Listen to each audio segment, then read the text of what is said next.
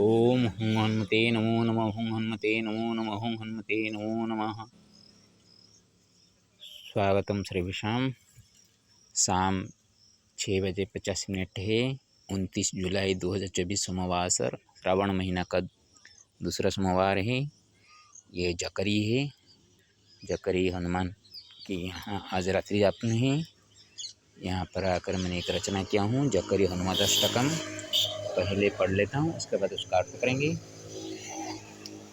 जानकी रमण राम भक्त श्री हनुमान प्रभुः जन्म मृत्युर्द्वयोर्मध्ये भक्तान्यो रक्षति सदा। कपीश्वरेश्वरांसि च करोति मङ्गलं चिरं। कपिध्वजरथे यस्य कृष्णमित्रस्य रक्षकः। रिक्तहस्ते ददातिष्ठाशीषवन्मधुवरम्। रुक्षराजेन यथोक्तं तद्वदनुमादकरोत्। हरति सर्वदुर्दैन्यं हरेरामीति हृदये। हनुमान् भक्तमणि श्रीहरिरामसेवकः। नूनमस्ति प्रभोराशीर्वादो भक्तोपरि तथा। न भिन्नपल्लवेष्वस्तिरक्तिमाभास्फुटं यथा। मरणशीलसंसारे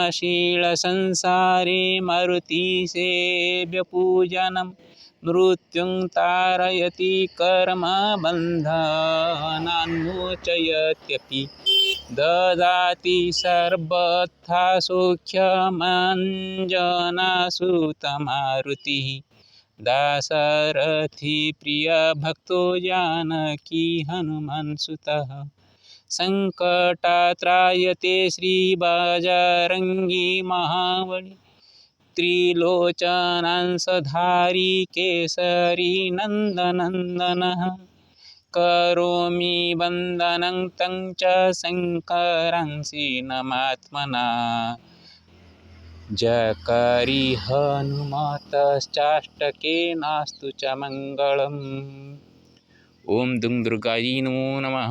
दुं दुर्गायै नमो नमः। दुं दुर्गायै नमो नमः। स्वागतम सर्वेषां। अभी उसका अर्थ करेंगे। जानकी रमण राम भक्त श्री हनुमान प्रभुः जन्म मृत्युर्द्वयोर्मध्ये भक्तान् यो रक्षति सदा। जानकी रमण, जानकी का मन को रामन करने वाले जो रामचंद्र है, उनका भक्त होते हैं श्री हनुमान प्रभु, जो कि जन्म और मृत्यु दोनों के मध्य में बीच वाला भक्त को भक्तान यो रक्षति सदा, हमेशा जो अपने जो भक्त होते हैं, जो कि जन्म और मृत्यु के बीच में उनको रक्षा करते रहते हैं। कपीश्वरेश्वरांसि च करोति मङ्गलं चिरं। कपिध्वजरथे यस्य कृष्णमित्रस्य रक्षकः। कपीश्वर, कपियों का जो ईश्वर है भगवान हनुमान, वो ईश्वर का अंश भी है और हमेशा वो मंगल करने वाले ही होते हैं। मंगलवार के दिन उनका विशेष पूजन होता है। और जिनके रथ में कपिध्वज होकर थे, वो तो कृष्ण जी का मित्र अर्जुन जी के रथ में थे और अर्जुन को रक्षा करते थे। जैसे कि युद्ध खत्म होने के बाद श्री कृष्ण जी अर्जुन जी का गर्व अहंकार को नष्ट करने के लिए उनको बताया कि रथ में कितना शक्ति, किसके रथ में ज़्यादा शक्ति थी। भीष्म जी और कर्ण जी और अर्जुन जी, ये तीनों रथों में सबसे ज़्यादा शक्ति कर्ण जी के रथ में ही थे। जब युद्ध हो रहे थे तो अर्जुन जी का रथ बाण मिलते ही जितने कदम नीचे जाता था उसका 1/10 अंश हिल पाता था कर्ण का रथ। क्यों? क्योंकि वो सूर्य पुत्र होते हुए इंद्र जी से मिला हुआ वो जो अर्थ दिव्य रथ था वो इतना शक्तिशाली, उसी रथ में रहते हुए कर्ण को कोई नहीं मार पाता। सिर्फ भगवान श्री कृष्ण थे और ऊपर कपिध्वज थे, इसीलिए अर्जुन का रथ थोड़ा सा हिलता था। वो नहीं होते तो कर्ण का बाण से वो रथ कब नष्ट हो जाता। और जब श्री कृष्ण अर्जुन उतर गए रथ से तब वो ध्वज भी अपने रास्ते पे हट गया, वो रथ पूरे तरह से ध्वंस हो गया। इसलिए कपिध्वज जहाँ पे रहते हैं उसी रथ को हिलाना इतना सहज नहीं होता।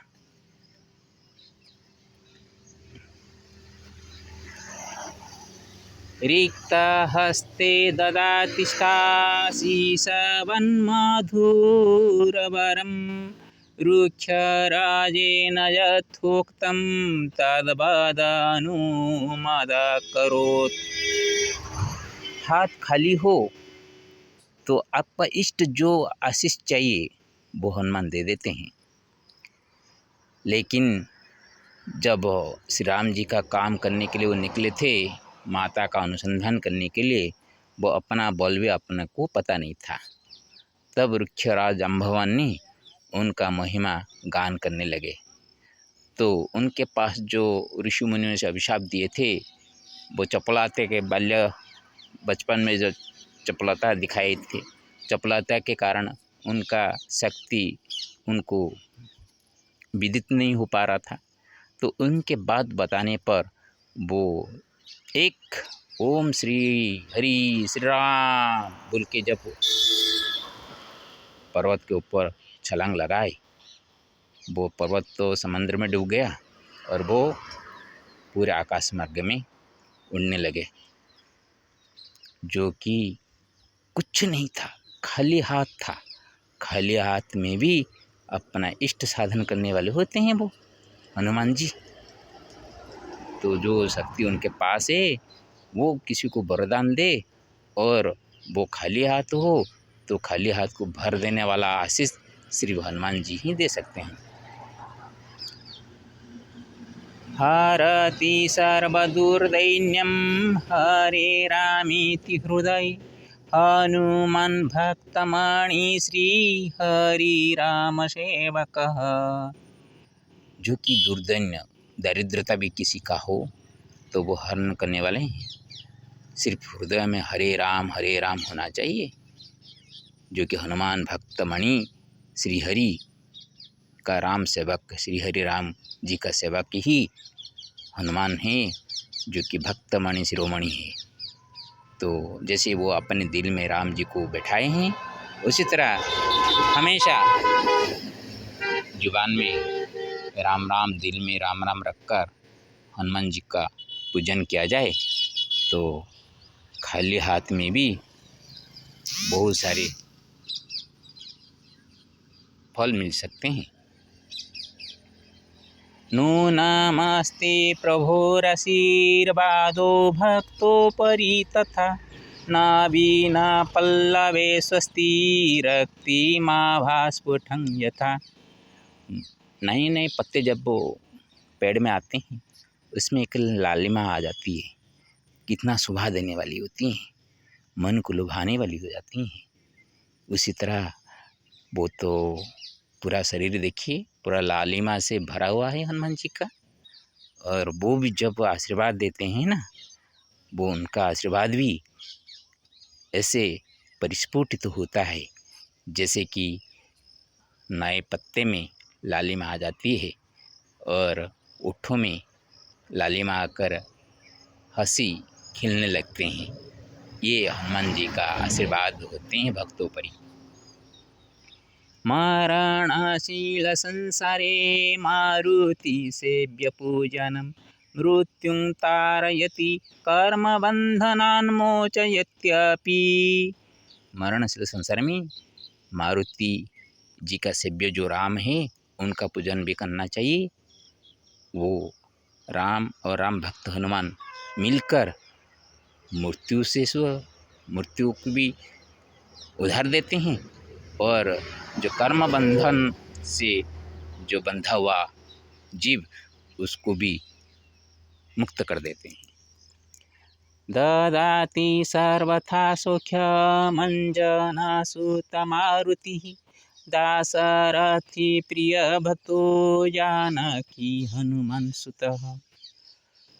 वो हनुमान से भी सुख देने वाले हैं, वो अंजना सुत मारुति भी है। देखिए इसमें सभी का भाव में आ जाते हैं। एक ही व्यक्ति है लेकिन कितने सारों का वो पुत्र बन जाता है। देखिए अंजना माँ ने गर्भ में धारण किया इसलिए अंजना सुत बन गए, जो कि भगवान का अंश को लेकर पवन देवता ने लाकर माता के गर्भ में डाले थे, इसलिए उनको मारुति कहा गया।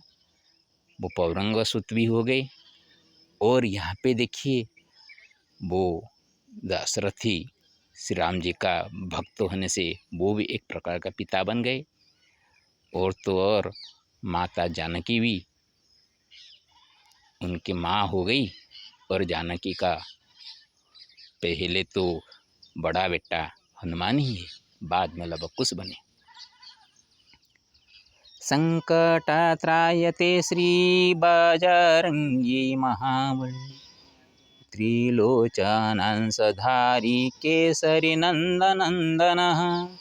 संकटा से बजरंगी जो कि महाबली हनुमान हैं, त्रिलोचन के अंश होते हुए भी वो केसरी का नंदन भी बोलते हैं। केसरी का पत्नी अंजना जी है। सिर्फ भगवान शिव का अंश धारण करने से वो पवन के माध्यम से वो तप कर रही थी अंजना जी, और उनके तप के वक्त वो तो पवन आहार करके चल रही थी, तो उनका अंश पवन लेकर गर्भ में धारण किए थे, इसलिए मारुति बन गए, पवन सुत बन गए, गर्भधारण की माता बन गई। और उनका पति जो कि केसरी थे इसलिए उनका नाम भी केसरी नंदन बन गया, जो कि त्रिलोचन प्रभु शिव जी का अंशधारी है। करोमि बंदनं तं च शंकरांसि नमात्मना जकरि हनुमतश्चाष्टकेनास्तु च मंगलम। मैं उस हनुमान जी को प्रणाम करता हूँ जो कि शंकर का अंशी है, उनको मैं आत्मा से प्रणाम करता हूँ। जो जकरी हनुमान यहाँ पे विद्यमान हैं, उनके लिए बनाया गया अष्टक के माध्यम से सब प्रकार का मंगल हो, ये मन में रखकर मैंने रचना किया हूँ। सर्वेषां मंगलम भवतु, सर्वे भवन्तु सुखिनः, सर्वे सन्तु निरामया, सर्वे भद्राणि पश्यन्तु मा कश्चित् दुःखं भवेत्। ओम श्री लक्ष्मीनृसिंहाभ्यां नमो नमः। उग्रं वीरं महाविष्णुरन्ध्रभवतोमुखं नृसिंहं विषाणं भद्रं मृत्युं नमाम्यहम्। ओम नमस्तेस्तु महामाये श्रीपीठे सर्वपूज्यते शङ्खचक्रगदाहस्ते महालक्ष्मी नमस्तुते। सप्तमीखलक्ष्मीनृसिंहाभ्यां नमो नमः। हरि ओम तत्सत्, हरि ओम तत्सत्, हरि ओम तत्सत्।